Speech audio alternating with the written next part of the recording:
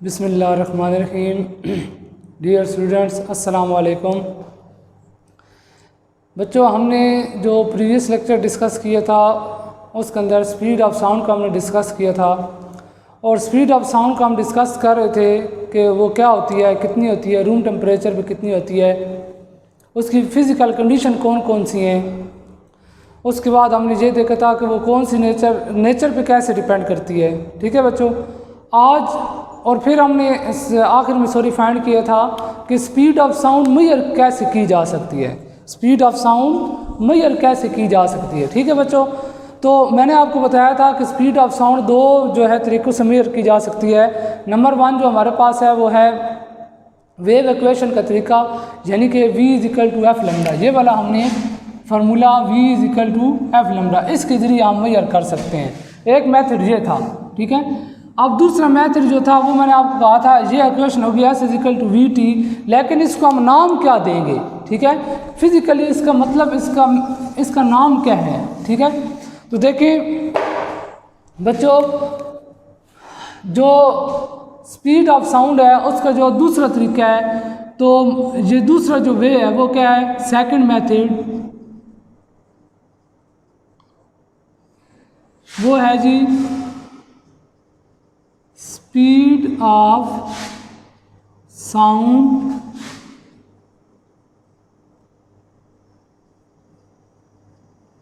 measured by echo method. बच्चों, जो हमारे पास दूसरा मेथड है स्पीड ऑफ साउंड को मेजर करने का, वो है क्या है, speed of sound measured by echo method. ठीक है, speed of sound measured by echo method. अब बच्चों, इको मेथड क्या होता है? इको मेथड के लिए हमें सबसे पहले अपरेटस चाहिए कि इको मेथड के लिए हमें क्या क्या चीज़ ज़रूरत है। अपरेटस, समझ आ रही बात? तो बच्चों, अपरेटस सबसे पहले हमें चाहिए।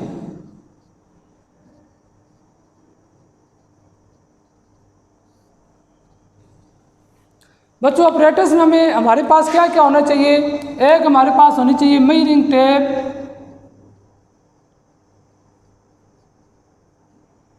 ठीक है। उसके बाद बच्चों हमारे पास दूसरे नंबर पे क्या होना चाहिए, स्टॉप वॉच, और तीसरे नंबर पे क्या होनी चाहिए, फ्लैट वॉल। ये बच्चों अभी मैं समझाता हूँ कि फ्लैट वॉल का मतलब क्या है। तो बच्चों, इस मेथड के लिए हमें तीन चीज़ें चाहिए। एक हमारे पास क्या हो, मेजरिंग टेप हो। उसके बाद सेकंड नंबर पे हमारे पास क्या होना चाहिए, स्टॉप वॉच होनी चाहिए। थर्ड नंबर पे हमारे पास बच्चों क्या होनी चाहिए, फ्लैट वॉल, यानी कि दीवार। अब बच्चों, इस मेथड के अंदर क्या होता है, सबसे पहले आप क्या करेंगे कि आप एक रूम के अंदर खड़े होंगे और अपनी एक फेस के सामने एक वॉल को सिलेक्ट कर लेंगे। अब आपका फोकस उसी दीवार के ऊपर होना चाहिए, उसी वॉल के ऊपर होना चाहिए। ठीक है, तो आप क्या करेंगे कि वॉल के सामने इस तरह खड़े होंगे। ठीक है, वॉल और जिधर आप खड़े हैं उसके दरमियान आपने मेजरमेंट करनी है कि आप वॉल से कितना दूर खड़े हैं। समझ आ रही बात बच्चों? ठीक है, आपने दीवार के सामने खड़ा होना है, ठीक है, और दीवार से आप कितनी दूर खड़े हैं ये आपने मेजरमेंट करनी है। और किसके ज़रिए करनी है, मेजरिंग टेप के ज़रिए। ठीक है, फॉर एग्जाम्पल ये आपके पास दीवार है, वॉल, आप इसके सामने इधर खड़े हुए हैं। आप बच्चों क्या करोगे कि मेजरिंग टेप के ज़रिए आप मेजर करोगे कि आप और इस वॉल के दरमियान कितना डिस्टेंस है, आपके और इस वॉल के दरमियान, दीवार के दरमियान कितना डिस्टेंस है। तो सबसे पहले आप डिस्टेंस मेजर करेंगे, और डिस्टेंस किस तरीके से मेजर करेंगे, मेजरिंग टेप के ज़रिए मेजर करेंगे। फॉर एग्जाम्पल बच्चों, आपका जो डिस्टेंस है वो है 50 मीटर। आप जो दीवार से दूर खड़े हैं, यानी कि आप और दीवार के दरमियान जो डिस्टेंस है वो कितना है, 50 मीटर। तो सबसे पहला काम हो गया, पहला पॉइंट हो गया कि सबसे पहले आपने दीवार के सामने खड़ा होना है और मेजरिंग टेप के ज़रिए मेजरमेंट करनी है कि आप उस दीवार से कितना दूर खड़े हैं। ये पहला पॉइंट है बच्चों। दूसरे नंबर पे आपने क्या करना है, आपने दीवार के सामने खड़े होकर, ठीक है, क्लैपिंग करनी है, ताली बजानी है, ठीक है। अब बच्चों देखो, जब आप क्लैपिंग करोगे तो ये क्लैपिंग आई, दीवार के साथ टकराई और फिर वापस गई। समझ आ रही बात बच्चों? ठीक है, यानी कि ये देखें, ये इस तरह इसके साथ टकरा के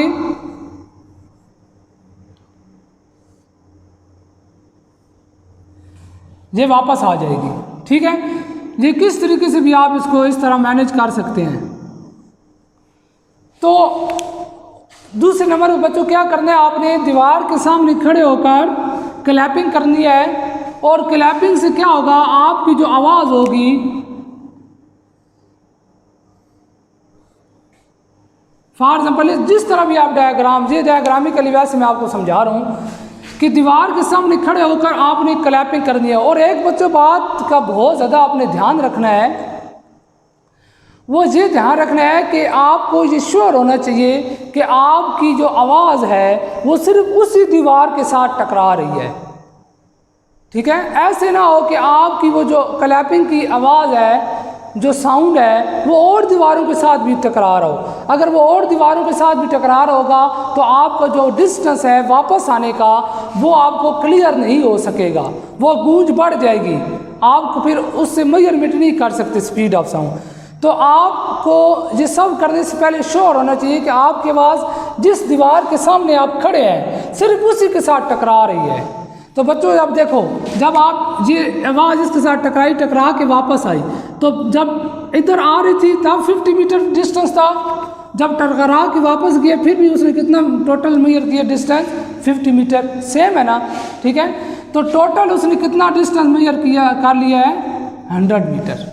टोटल साउंड ने कितना डिस्टेंस मेजर किया है, क्लैपिंग की आवाज़ जो आपने मतलब क्लैपिंग की उसकी जो साउंड था वो इधर से आया, दीवार से टकराया, 50 मीटर के डिस्टेंस, आपको पता है 50 मीटर के डिस्टेंस पे खड़े हैं, वो टकरा के जैसे ही वापस गया तो देखिए इधर से तो 50 था, जब वापस इधर से इधर उसी पॉइंट पे वापस गया तो फिर भी कितना उसने फासला तय किया, 50 मीटर फासला तय किया। तो टोटल मतलब उसने कितना डिस्टेंस कवर किया, फिर 100 मीटर। टोटल कितना डिस्टेंस कवर किया बच्चों, 100 मीटर।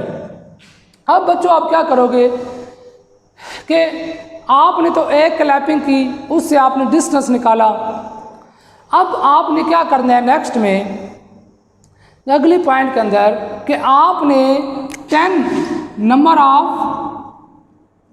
10 क्लैपिंग करनी है। आपने 10 बार ताली बजानी है। अच्छा, जब आप 10 बार यानी कि क्लैपिंग करेंगे 10 बार, तो जब आप क्लैपिंग स्टार्ट करना शुरू करेंगे आपने बच्चों स्टॉप वॉच को ऑन कर लेना है। आपने क्या करना है बच्चों, स्टॉप वॉच को ऑन कर लेना है। पहली क्लैपिंग जैसे ही आप स्टार्ट करोगे पहली दफ़ा, तो क्लैपिंग जब ही स्टार्ट होगी स्टॉप वॉच भी आपने ऑन कर देनी है। बच्चों जब आपने गिननी है, जब 10 यानी कि 10 क्लैपिंग पूरी होंगी, आपने स्टॉप वॉच को क्या कर देना है, रोक देना है, स्टॉप कर देना है। आप आखिरी जो आपकी क्लैपिंग की आवाज़ है वो आप तक जब पहुंचेगी, जो ही पहुंचती जाएगी आपने उसको स्टॉप कर देना है।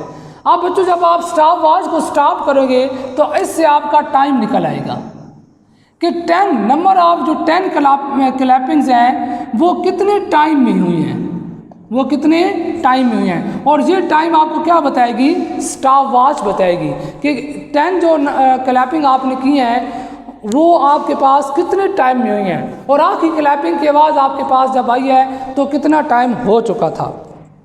ठीक है बच्चों, उसके बाद आपने एवरेज निकाल लेनी है, ठीक है। फिर आपने टाइम इंटरवल निकालना है, क्लैप्स, और ठीक है ये आपके पास डिस्टेंस भी आ गया, टाइम भी आ गया।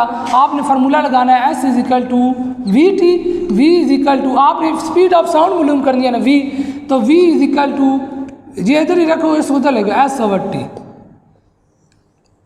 तो बच्चों आपके पास स्पीड ऑफ साउंड निकल आएगी कितना टोटल डिस्टेंस कवर किया है और कितना टाइम लगा है। ये दोनों चीज़ें जब आपके पास आ जाएंगी तो उस तरीके से भी आप स्पीड ऑफ साउंड मालूम कर सकते हो। इसका मतलब है बच्चों हमारे पास जो है वो दो फार्मूले बने हैं, स्पीड ऑफ साउंड को मेजर करने के दो फार्मूले बने हैं, ठीक है। एक था v is equal to F lambda, ये मेथड था। दूसरा था v इजिकल टू s/t। इसके अंदर फ्रीक्वेंसी और वेवलेंथ, जब फ्रीक्वेंसी और वेवलेंथ आपके पास मौजूद होंगी तो भी आप स्पीड ऑफ साउंड मेजर कर सकते हो, लेकिन वो इस वे से पहला मेथड जो है वेव इक्वेशन। अगर आपके पास डिस्टेंस दिया है, वो कहता है कि एक मैन है, एक आदमी है, वो एक वाल के सामने खड़े होकर क्लैपिंग कर रहा है, उसका डिस्टेंस इतना है, उसने इतने टाइम में जो है ना अपनी क्लैपिंग कंप्लीट की, जो उसकी जो क्लैपिंग की आखिरी जो रिफ्लेक्शन थी यानी कि साउंड की गूंज थी वो इतने टाइम में मेरे पास पहुंची, ठीक है। बताएं उसकी स्पीड कितनी थी साउंड की। तो फिर आपने टोटल डिस्टेंस को जितने टाइम में उसने क्लैपिंग की उसके तक आवाज़ पहुंची है, साउंड पहुंचा है, ठीक है, उस टाइम पे आपने डिवाइड करना है बच्चों, तो आपके पास स्पीड ऑफ साउंड निकल आएगी। तो स्पीड ऑफ साउंड के दो मेथड से बच्चों, एक वेव इक्वेशन और एक बाय इको मेथड। समझ आइए बच्चों, इको मेथड आपके पेज नंबर 28 पे दिया गया है और ये सब लिखा हुआ है कि इस तरह 50 मीटर पे आपने खड़ा होना है, डिस्टेंस मेजर करना है पहले पॉइंट के अंदर, फिर बच्चों आपने क्लैपिंग करनी है एक दफ़ा, तो वो टकरा के इस तरह वापस आएगी, यानी कि उसी पॉइंट पे वापस जाएगी, तो आप पास 100 मीटर डिस्टेंस हो जाएगा। फिर तीसरे पॉइंट पे उसने ये लिखा है कि आप स्टॉप वॉच ऑन करें और नंबर ऑफ 10 क्लैपिंग यानी कि 10 तालियां बजाएं, और जब आखिरी ताली की गूंज आप तक पहुंचेगी, आवाज़ पहुंचेगी, तो आपने स्टॉप वॉच को क्या कर देना है, रोक देना है। तो आपके पास उस तरह टाइम आ जाएगा। अब आपके आखिरी पॉइंट उसमें उसने ये लिखा है कि जो आपके पास टाइम आया वो और जो डिस्टेंस था आपके पास, उन दोनों को आपने डिवाइड करना है तो स्पीड ऑफ साउंड निकल आएगी। तो ये तो बच्चों आपके पास था बाय इको मेथड, हमने स्पीड ऑफ साउंड कैसे मालूम करनी है। ये बच्चों बहुत इंपॉर्टेंट टॉपिक है, इसमें से अक्सर एमसीक्यूज आता है, लेकिन वो इससे रिलेट लॉन्ग सवाल भी दे सकता है, हो सकता है वो इससे रिलेटेड लॉन्ग क्वेश्चन भी दे दे, ठीक है। तो इसके साथ जो नेक्स्ट हमारे पास टॉपिक है वो बच्चों हमारे पास क्या है, नॉइज पोल्यूशन, शोर की आलूदगी। ठीक है बच्चों, जो नेक्स्ट टॉपिक है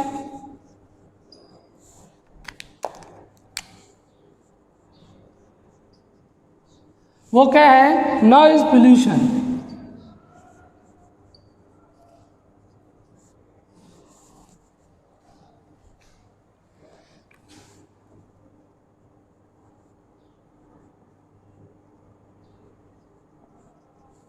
ठीक है, शोर की आलूदगी।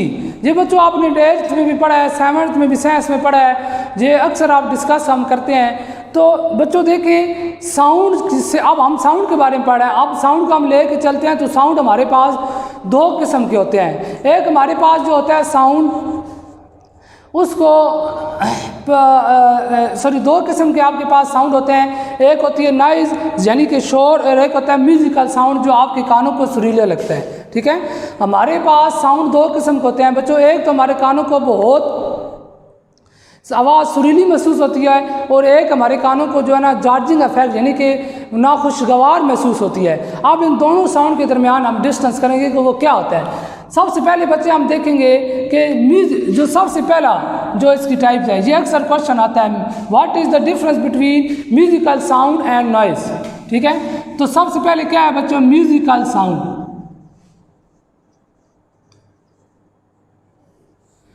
म्यूजिकल साउंड क्या होता है बच्चों? म्यूजिकल साउंड नाम से आप ज़ाहिर समझ आ रही है कि जो म्यूजिक की आवाज़ होती है। ठीक है, जिस तरह के बच्चों फ्लूट यानी कि बांसुरी की आवाज़ है, ढोल की आवाज़ है। ठीक है, आप सिंगिंग यानी कि गाने मौसीकी की आवाज़ होती है। ये सारे के सारा आपके पास बच्चों जो साउंड होता है जो म्यूजिकल, वो इसकी डेफिनेशन क्या है? द साउंड विच, ठीक है, the sound which are pleasant,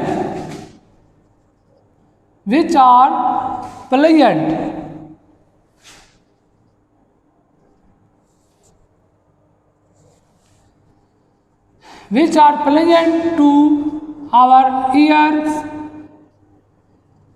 called musical sound. ऐसी आवाज़ जो हमारे कानों को खुशगवार महसूस होती है, ऐसी आवाज़ जो हमारे कानों को खुशगवार महसूस होती है, उसका हम बच्चों क्या कहते हैं?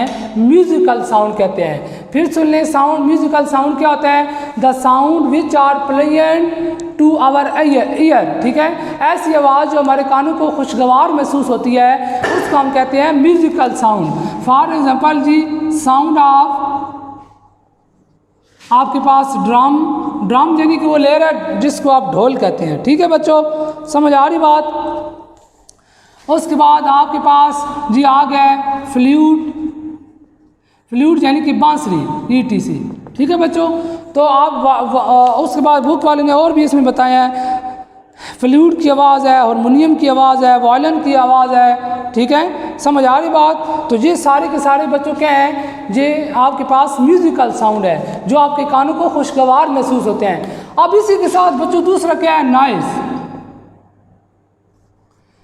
नॉइज़ क्या होता है बच्चों? शोर। आप अक्सर हम कहते हैं ना कि जो शोर होता है, मतलब शोर हमारे अक्सर कानों को नाखुशगवार महसूस होता है। हाँ, जब शोर और होता है तो जार्जिंग सी महसूस होती है हमें। ठीक है, हमें सही जो है ना नाखुशगवारी फील होती है। ठीक है, तो इसकी डेफिनेशन फिर हम लिखेंगे, the sound which are unpleasant to our ear. ठीक है, the sound which are unpleasant to our ear are called noise. ठीक है, ऐसी आवाज़ जो हमारे कानों को नाखुशगवार महसूस होती है, उसको हम बच्चों क्या कहते हैं? उसको हम क्या कहते हैं बच्चों? नॉइस। ठीक है, समझ आ रही? The sound which are unpleasant, unpleasant का मतलब होता है नाखुशगवार। ठीक हो गया बच्चों? तो ये हमारे पास था। अब इसके एग्जाम्पल क्या है?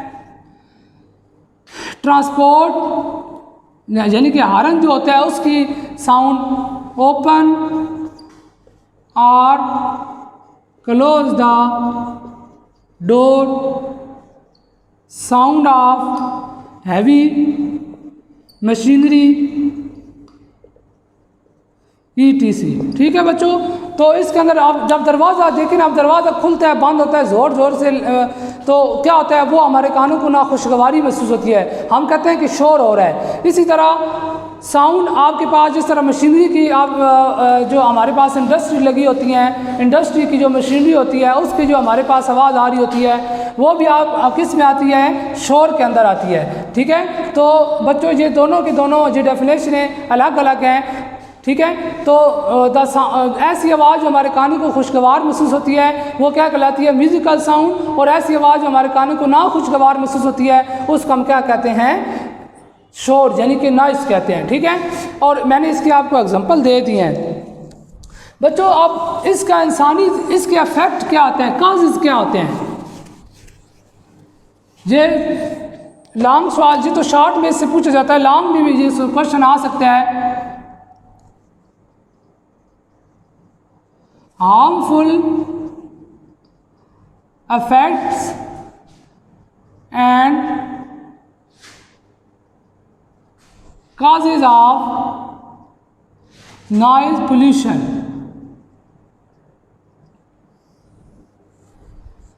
सबसे पहले तो हम देखेंगे कि इसके काजेज क्या होते हैं। काजेज बच्चों, शोर की आलूदगी की बहुत सी काजेज हैं जो बड़े शहर हमारे पास जितनी भी बिग सिटीज़ हैं उनके अंदर ये बहुत ज़्यादा प्रॉब्लम है। ठीक है, कि हॉर्न की आवाज़ आती है, गाड़ियों की आवाज़ होती है, इंडस्ट्री की ट्रांसपोर्ट की आवाज़ होती है। ठीक है, ट्रांसपोर्ट, ठीक है, इसकी वजह बनती है इंडस्ट्री अगर वो लगी हुई है तो उसकी वजह से जो आवाज़ होती है, हैवी मशीनरी की जो आवाज़ होती है, ठीक है, ये ETC, ये सारी की सारी इसकी वजह बनती हैं। देखते हैं ना बड़े शहरों में कितनी नॉइज़ पोल्यूशन होती है कि गाड़ियों के हॉर्न बाज रहे होते हैं, ट्रांसपोर्ट इतनी ज़्यादा होती है। ठीक है, उसके बाद अगर कोई इंडस्ट्री लगी हुई है तो उसके अंदर जो मशीनरी लगी हुई है वो मशीनरी चल रही है, उसकी बहुत ज़्यादा आवाज़ होती है। तो ये सारे के सारे क्या हैं, शोर की आलूदगी की काजेज़ हैं। अब इसकी इंसानी ज़िंदगी पर क्या अफेक्ट हैं, ठीक है, ये इसकी सेकंड पैराग्राफ में बच्चों जो पेज नंबर 29 है उसके अंदर लिखा हुआ है कि इसकी इंसानी ज़िंदगी पर क्या अफेक्ट है। तो बच्चों शोर की आलूदगी की वजह से इंसान की ज़िंदगी पे नेगेटिव अफेक्ट पड़ते हैं।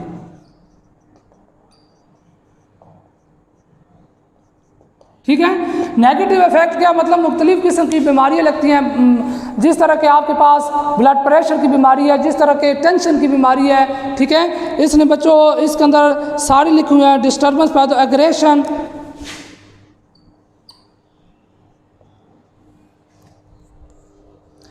एग्रेशन की आपके पास बीमारी है।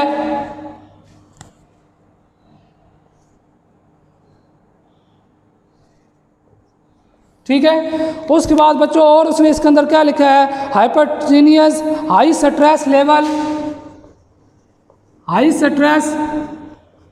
लेवल ETC, ये सारी बच्चों इसके अंदर लिखी हैं कि आपके पास आपके जब शोर की जब आपके बहुत ज़्यादा शोर होता है तो उसकी वजह से आपके दिमाग पे स्ट्रेस पड़ती है, जिसकी वजह से आपको टेंशन होती है। ठीक है, हाइपरटोनियस की बीमारी होती है, एग्रेशन होती है, सर को दर्द होता है, हाई ब्लड प्रेशर की बीमारी होती है, ये सारी के सारे। तो देखिए काजेज़ मैंने आपको बताई, फिर मैंने बताया कि इसके इंसानी ज़िंदगी पे क्या अफेक्ट है। तो इंसानी ज़िंदगी पे इसके ऊपर नेगेटिव अफेक्ट है बच्चों। क्योंकि शोर की वजह से बहुत सी बीमारियाँ भी पैदा होती हैं। समझ आ रही बात, जो कि मैंने ये डिस्कस की हैं।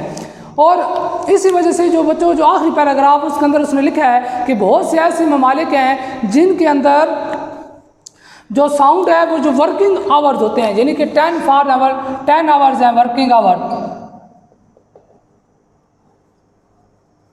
ठीक है, वर्किंग आवर अगर 10 है किसी भी सिटी के अंदर, तो जो वर्किंग आवर होंगे उनके अंदर साउंड की जो आवाज़ होती है, साउंड की जो लेवल होता है उसकी लिमिट होती है। अगर आप उस लिमिट से ज़्यादा जाएंगे तो आप के ऊपर मतलब उसका कोई ना कोई इफेक्ट हो सकता है। ठीक है, यानी कि 85 से लेकर 90 डेसिबल तक ये इतना आपके पास आपके साउंड का लेवल होना चाहिए।